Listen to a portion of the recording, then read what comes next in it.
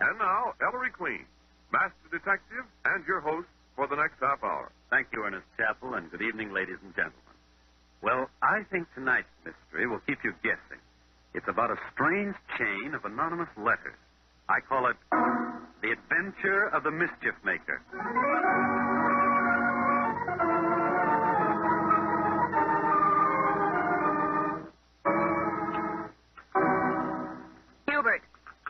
Hubert.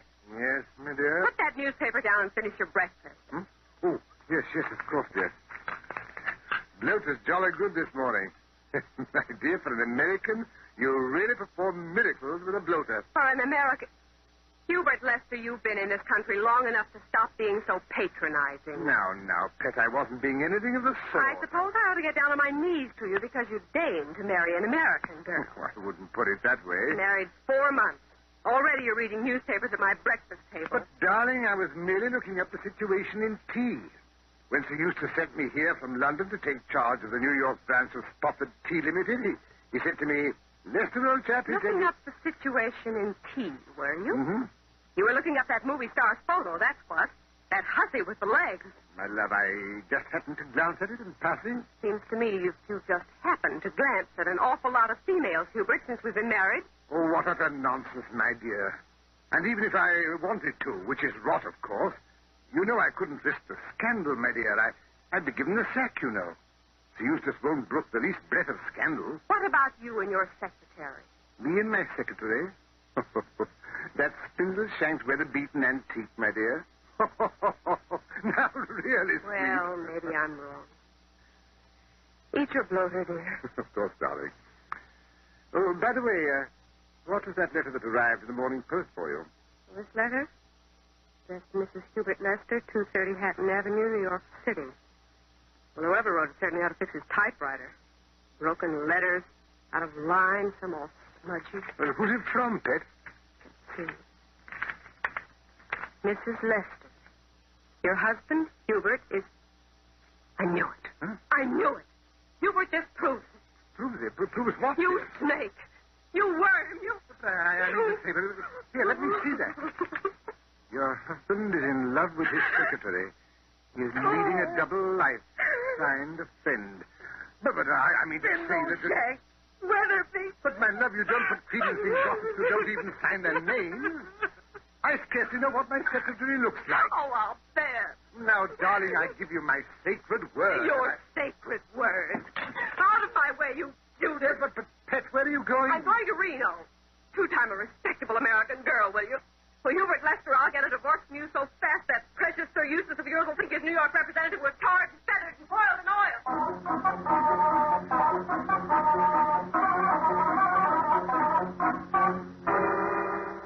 Now, Mr. Plunkett, to meet my son, the secretary, Nicky Porter. How do you do? Mr. Plunkett came into headquarters yesterday morning, Ellery.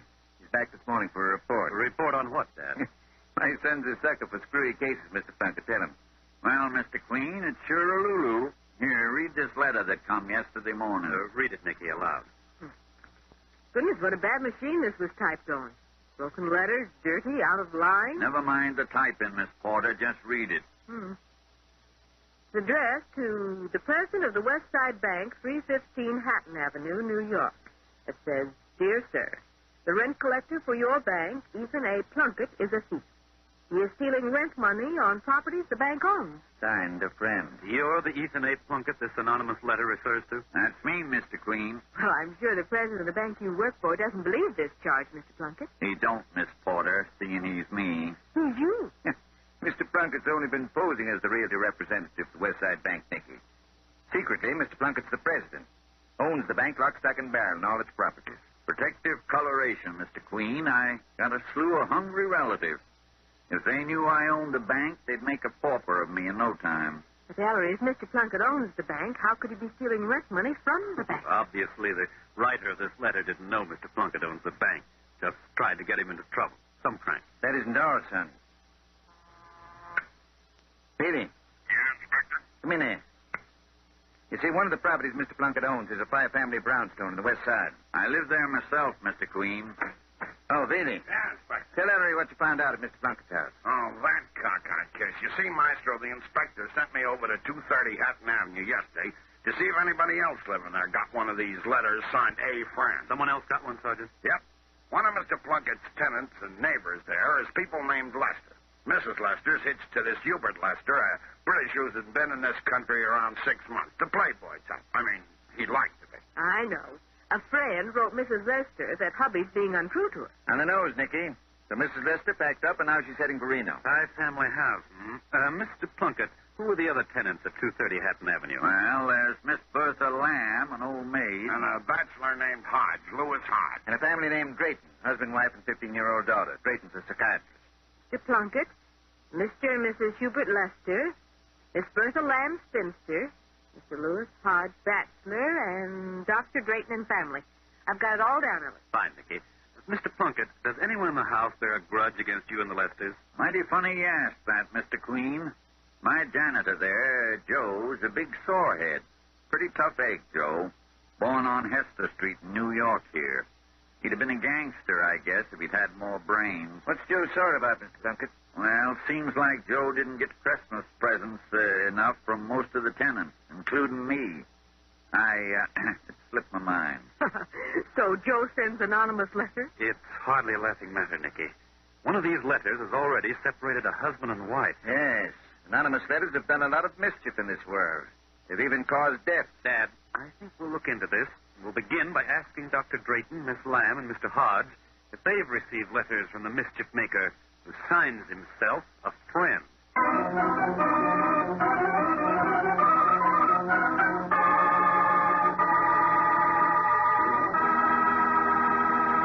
And there, ladies and gentlemen, you have the beginning of our mystery. We'll be back in just a moment to tell you more. But first, Ernest Chappell. Oh, for the life of a fireman. Bells clanging, men sliding down poles, fire trucks racing through traffic.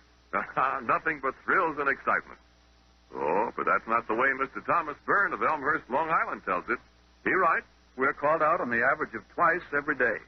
Some of the fires don't amount to much, but when we get in on a real blaze, then I've got to be quick on the trigger, ready for anything.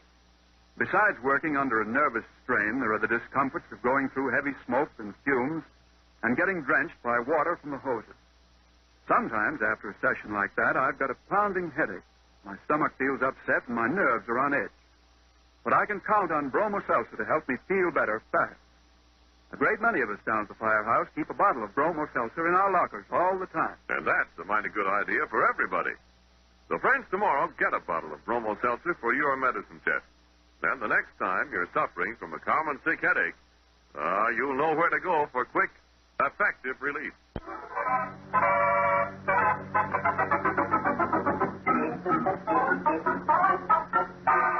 And now back to our story. An hour later, the Queens, Nicky, and Sergeant Bealey are standing before an apartment door at 230 Hatton Avenue, New York City. Inspector Queen has rung the bell marked B.V. Drayton, M.D. Suddenly. Yes? Dr. Drayton? Yes? May we see you a moment privately? All four of you? Well, I'm pretty busy. Police. Oh. Come in. Sit down, please. Thank you, Doctor. Now, what's the matter? Dr. Drayton, we're investigating a slight case of anonymous letter writers. Anonymous Oh. Two people living in this house got anonymous letters yesterday morning. Did you receive such a letter, Dr. Drayton? Yes, I did. Mm-hmm. Let's see it, Doctor. Very well. Here. Same broken type, out of line, smudgy. Typed on the same machine as the other two. Dr. Drayton, your 15-year-old daughter, Sissy, is in serious danger. Take a tip from a friend. Dr. Drayton, why didn't you report this to the police? Your own daughter in danger. Nonsense. My wife was frightened, too, but as a psychiatrist, I'm quite familiar with anonymous letter writing. Really, Doctor? You mean it's a psychopathic manifestation? Very often. We call it anonymous graphomania. It's a form of hysteria. Not a crime or a prank, but an illness. The writer of this letter is probably a neurotic, maladjusted, emotionally unstable individual whom it would be criminal to prosecute. Well, I've handled lots of them. Very interesting, Dr. Drayton. Haven't you found that anonymous letter writers are often of a certain type, age, and sex? Well, yes. What type, Ellie? I'm sure Dr. Drayton's more competent to explain. If it's a case of true anonymous graphomania, why, the writer is often an adolescent. Of which sex, Doctor? Why, female. Neurotic, adolescent female. Why is it that every time something bad happens, men blame women? I'll bet just as many nasty boys might... Nicky, Doctor, we'll keep this letter if we may. I'd prefer... Yes, of course. Good day, Dr. Drayton. Good day. Thanks, Doc. Good day. Say, you know what I think? Not yet, Sergeant. So that's letter number 3. Dad, let's call Miss Bertha Lamb, spinster, and see if she's got number 4.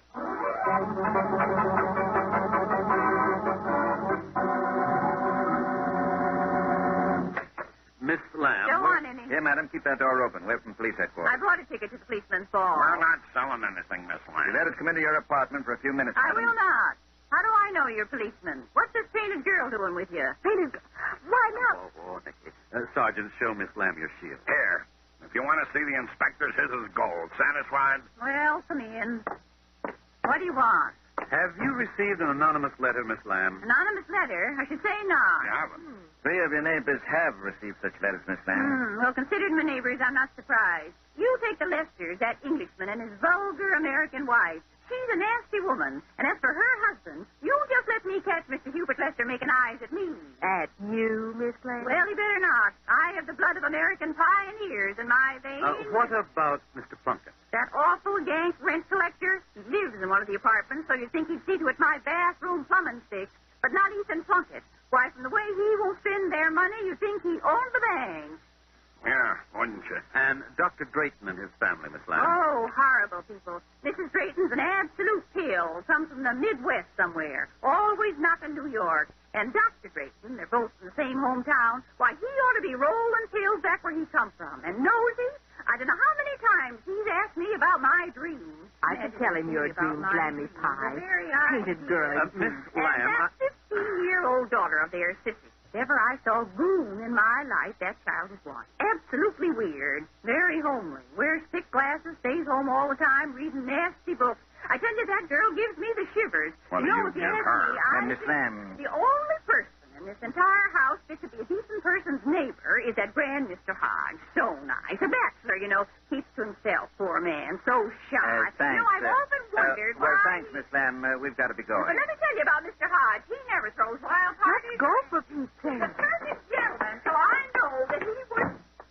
So Miss Bertha Lamb didn't get a letter. interesting. Let's see if her dear Mr. Hodge did.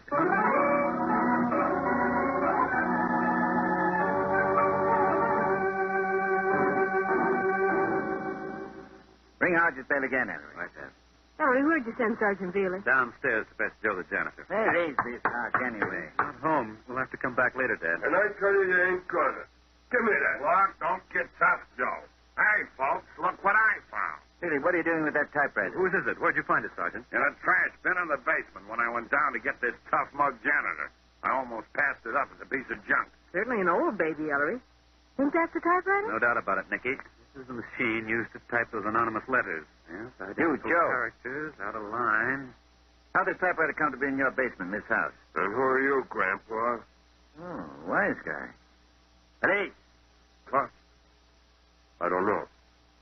I never seen it before. yes, you do. Joe, did you receive an anonymous letter yesterday morning? What's that? A letter with no name, just signed a friend. I don't get no letter. I'm just the janitor. He's just smart enough to play dumb. Joe, Yeah? how'd you make out this Christmas? I'll bet you got oodles of presents from people in the house. No. Present? Nah, they're all tightwads. That Berta Lamb dame, she give me $2, but not another dime from nobody else. Be a good janitor. Work like a horse. Comes Christmas time, nothing. I got a good mind up to collect that garbage. Yes, we heard you were peeved, Joe. Billy, send this typewriter downtown to be filed. Let's go to some restaurant around here where we can have some lunch and talk this pesky case over.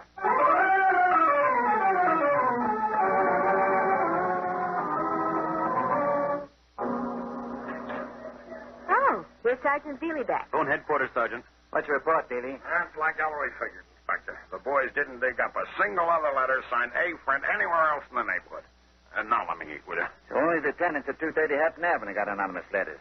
Well, son, with the typewriter found in the basement of the house where the writer tried to dispose of it, and the basement being accessible only to the tenants. Yes, Dad, it means the letter writer is one of the tenants of 230 Hatton Avenue. Think that somebody go to all that trouble just maliciously to make mischief. Well, how do we know? Maybe he's only making it look like crank stuff. To hide some other motive? Could be, really. Well, say, there's Mr. Plunkett just walking in. Mr. Plunkett. Eh? Oh.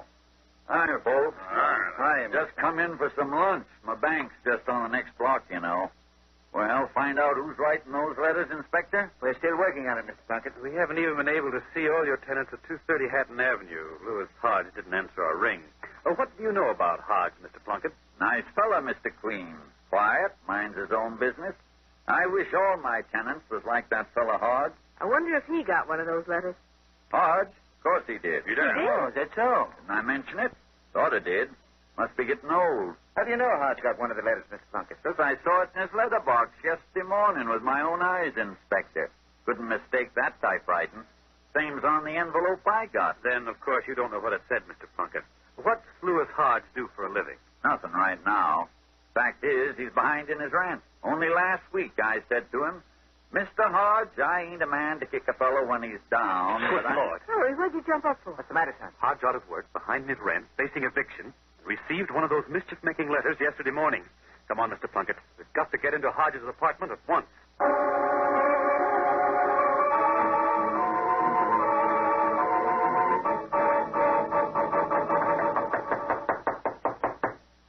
Mr. Hodge still doesn't answer. Better unlock his door, Mr. Plunkett.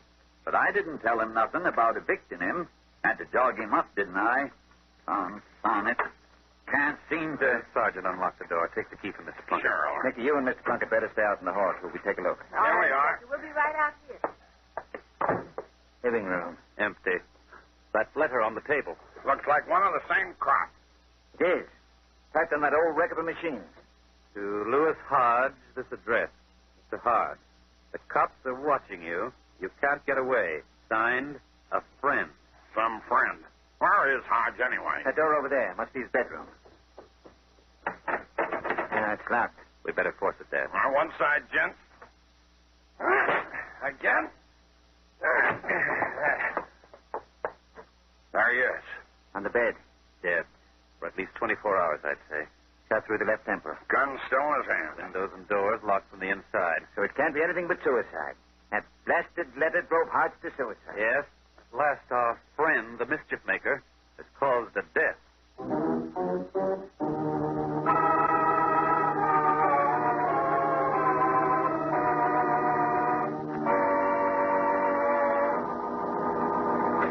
Henry, What's up, Dad? taken us 2 days, but we finally identified Louis Hodge. Identified him? Well, who was it? An escaped convict serving a life sentence for murder, born in Cincinnati and was doing his stretching in an Ohio pen when he managed to make a break. He's been holding up in New York. Yeah, his real name was James Louis Hodgkiss. Escaped convict. No wonder Mr. Hodge was such a model tenant. Yes, he must have been at the end of his rope. Broke, afraid he might be recognized and sent back to prison. Hodgkiss undoubtedly lived in constant fear. That anonymous letter saying the police were watching him broke his nerve and took the easy way out. How did the letter writer know who he was? We probably never know, Nicky. May have recognized him from having seen his photo somewhere. Or it might have been a complete shot in the dark. Anyway, we're back where we started from. Who sent the letter that drove Hodge to suicide? Who wrote to Mrs. Lester and broke up her marriage? Who wrote Dr. Drayton that his 15-year-old daughter was in danger? Who wrote old man Plunkett trying to get him in trouble with the bank? A friend, Sergeant. I think it's hopeless. Dad, have you got those letters on file here? Yes, sir. Here. The envelopes, too, Dad. Oh, thanks. What are you looking them over again for, son? You've examined them all before, Ellery. Oh, I ought to have my eyes examined. What do you mean? Why? Here it was all this time, and I didn't see it. Didn't see what, Maestro? Look at these 4 envelopes. Don't you see there's one thing all 4 addresses have in common? There. What thing, sir? A clue. A clue in the addresses. The same clue. In the addresses? Well, the one to Mr. Plunkett's addressed to the bank. The ones to Mrs. Lester, Dr. Drayton, and Louis Hodge are addressed to the apartment house. The addresses are all correct, Ellery. Wait. There's one erasure on each envelope. Right, Dad. And in the same place in each case. Where? Say, that's right. Some typewriter character. One character has been erased just after the house number on each envelope. Between the house number and the name of the street. I wonder what was erased. Can't make it out, son. Can you? No, Dad, but I know what was erased just the same. You do? Yes, and that tells me the identity of the mischief maker who wrote these anonymous letters.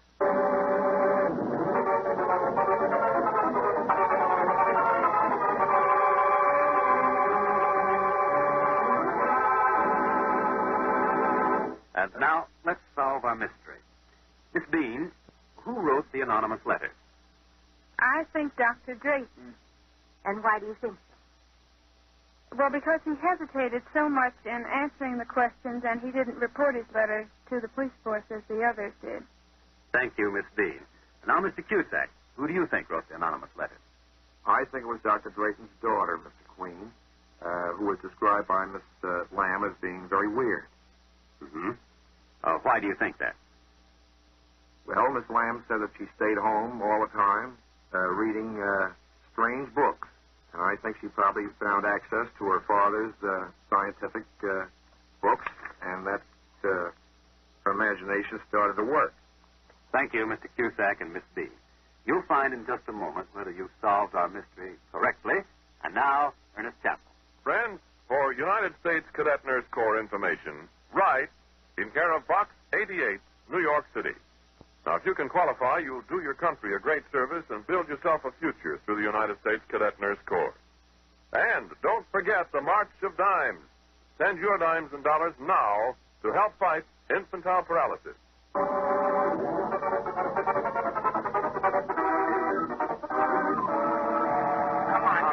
right. Let's have it.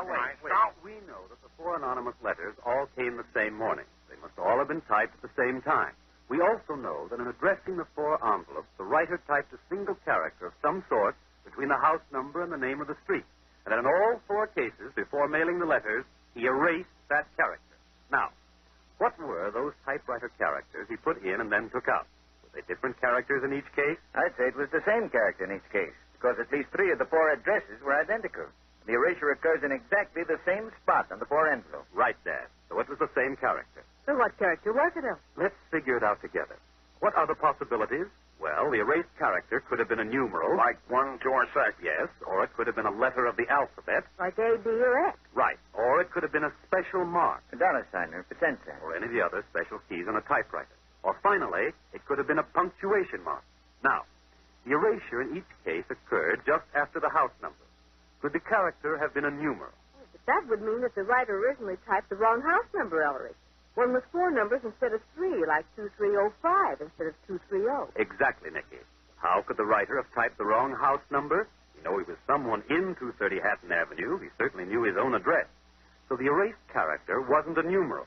Was it a letter of the alphabet? Might have been. The erasures are between the house number and the name of the street, so they could have been a wrong letter to start the name of the street. Don't be a fool, Davy. If he knew his house number, then he knew the name of the street, too. Better. Dad's right, Sergeant. So the erased character wasn't a letter of the alphabet either. Well, it certainly couldn't have been a dollar sign or a mark like that. No, Nicky. A special mark in that particular spot, an address, would make no sense at all. Okay, so the character erased must have been a punctuation mark. The same punctuation mark. But which punctuation mark? Well, Dad, do we use punctuation marks after the street number in an address? We? Who's we? We, the people. We Americans. American? Certainly not. You mean there's countries where they do? Yes, Sergeant. In certain foreign countries, it's accepted practice to put a comma after the street number. 230 Hatton Avenue, citizens of those countries would write 230, comma, Hatton Avenue. So I knew the erased characters must have been commas. They'd been erased after typing them in. The writer realized they betrayed his foreign origin. Question: who at 230 Hatton Avenue is not an American? Mr. Plunkett, a Yank. The Draytons, Midwesterners. Miss Bertha Lamb, of American pioneers. Louis Hodge, or Hodgkin, born in Cincinnati, Ohio. Joe the janitor, born in Hester Street, New York City. Mrs. Lester, an American. Hubert Lester, her husband. An Englishman. Right, Nicky. Hubert Lester, in this country only 6 months. Not long enough to have broken himself of his English punctuation habit. So I knew it was Hubert Lester who wrote that letter to his wife, accusing himself of being untrue to her. But why, Maestro? Well, Sergeant, obviously Lester decided he'd made a serious error in marrying Mrs. Lester. This was his devious way of getting her to divorce him. instead of giving her the actual grounds which might have caused a scandal and the loss of his job. Then why did Lester send those letters to the other people in the house? Obviously, Dad, to divert suspicion from himself, to make the writer seem to be someone of a diseased or disturbed mind, a chronic and indiscriminate mischief maker. I imagine Lester had in mind putting the blame on Dr. Drayton's unhappy, neurotic 15-year-old daughter, type often responsible for anonymous letters. Yes, Lester is the mischief maker in this case, Dad. I'm sure you can dig up some charge to make him pay for it.